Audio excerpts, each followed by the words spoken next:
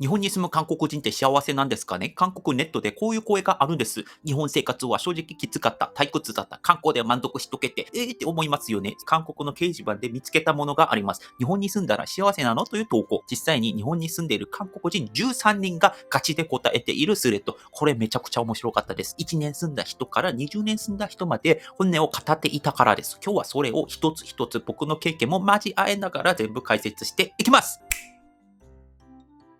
まずね、この話の出発点となった元の投稿をそのまま見てください。日本に長く住んだ人のレビューを見ると、日本は住むのが大変だ、旅行だけにしとけっていう意見ばかり。じゃあ逆に日本に長く住んで幸せな人っていないの？日本に会う韓国人ってそもそも存在しないの？なぜこの人がこういう投稿をしたのか。理由はシンプルで、韓国の掲示板ってね、文句の声が目立っていたからです。この投稿者、それに気づいて、いや、ちょっと待てよ。日本関連の投稿なんでみんな住みづらいって言ってんの？本当のところどうなの？と、実際の声を知りたくなったでしょうね。ここから13人のリアルな回答が始まります。まず1人目の回答。日本が会う人ってそもそも SNS にあんまり書かないんですよ。だからいないように見えるだけ。実際は普通にうまく苦労している韓国人かなり多いです。掲示板って感情が強い投稿ほど伸びる構造なんじゃないですか。つまり不満は可視化される、満足は沈黙する。結果として現実よりもネガティブに見えるんですね。2人目、むしろ日本の方が好きですね。人間関係も日本で学んだので日本の方が楽です。正直もう韓国には戻れないと思います。ここかなり重要で、韓国は距離が近い文化なんですよ。日本は適当な距離文化ですよね。だから韓国は初対面でも年齢、結婚、年収とか聞くことよくあるんですが、日本ではとても失礼なんですよね。こういった微妙な空気感の違いがあって、日本が合ってると感じる人がいるんですね。3人目、13年住んでます。しっかり稼いで、冬も寒くない家に住んでます。日本は清潔で人の民度も高い。普通に幸せです。この人ね、民度や清潔の話はさておき、寒くないってわざわざ書いてるあるじゃないですか。これ理由があるんですよ。ある韓国人がね、SNS で日本の家は寒いとかも言い続けてるんですね。確かにね、平均で見ればそうかもしれません。でも、韓国はバストイレの一体型だったりとかね、日本と韓国ではそもそも求めていることが違うんだと思います。この方はその人に対して、家が寒くないってことを強調して、別にそれが全部じゃないよってことを言いたかったんだと思います。4人目。7年住んでいます。日本語ができなかった頃はホームシックがひどかったです。でも話せるようになって友達ができてから一気に楽しくなりました。臨界点の話ですね。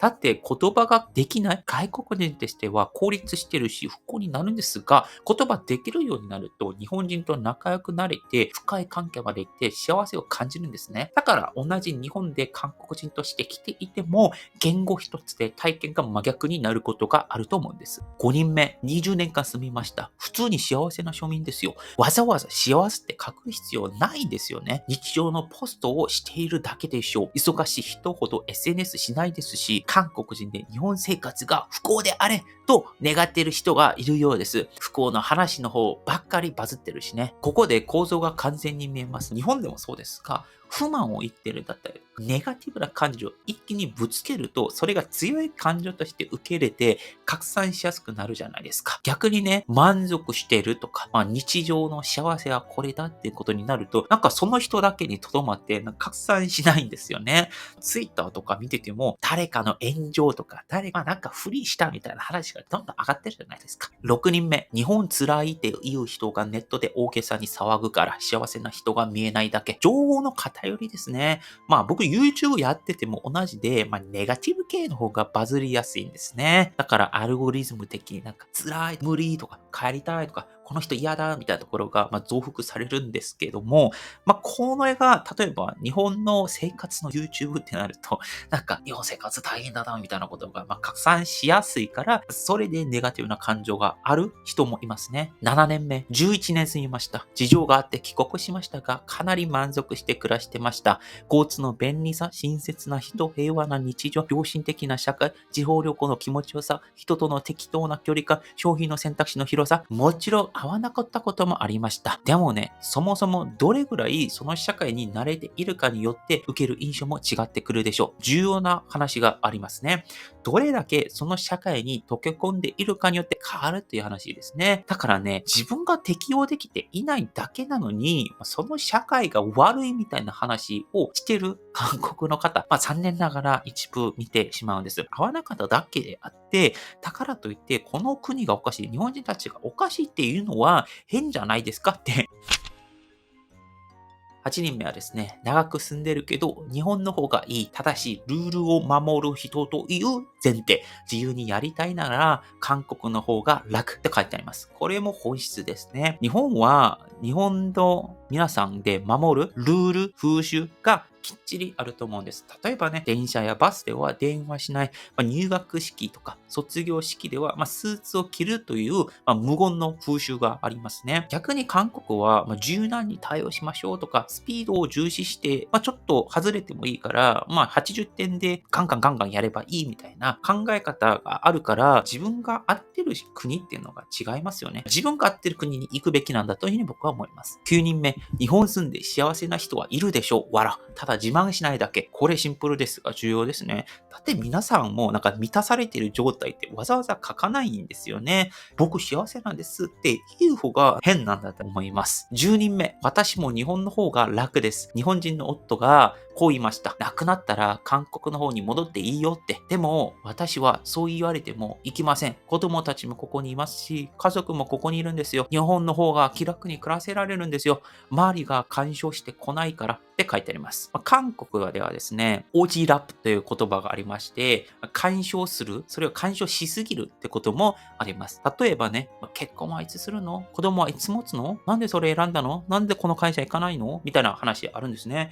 だから、日本と韓国の価値観も根本的に違うんですね。11人目、幸せは国に関係ないと思い、どこでも見つけようと思えば見つかる。だから、韓国も日本もどっちも好き。これも本質ですよね。同じ環境でもね、不満にフォーカスする人と満足にフォーカスする人がいると思うんですよ。どっちかをフォーカスするかによって体験真逆になると思うんですね。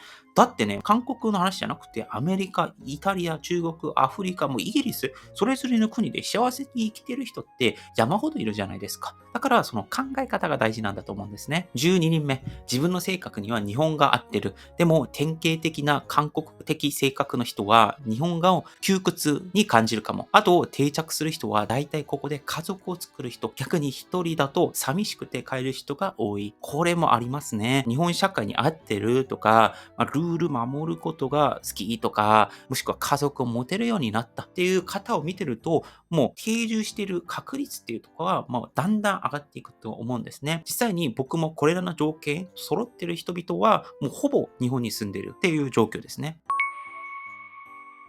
13人目、めちゃくちゃ合ってる。もちろん嫌な部分もあるけど、それは韓国も日本も同じ。言語もできるし、仕事もあるし、今は家族もいる。趣味の環境も日本の方が合ってる。普通に満足している。この方は減点方式じゃなくて加点方式で世界を見ていますね。だって嫌な点ってどの国もあるじゃないですか。自分にとって重要なのはもう何か。例えば言語とか仕事とか家族とか趣味とか、それを考えているのを日本にあるから、日本に住んでて幸せだというふうに感じてるんですね。はい、っていう話でした。日本はね、決して完璧な国ではないと思ってるんですね。その完璧な国というのは世界のどの国でもないと思うんですよ。実際に日本に住んでる皆さんも、ここはちょっとなぁと感じる瞬間、必ずあると思うんですね。でもね、同時に日本には他の国にはない強みも確実に存在していると思うんですよ。時間の正確さ、清潔な街、適切な距離感、人への配慮、こういう積み重ねっていうのが日常の安心感を作ってると思うんですね。今日の13人の声から、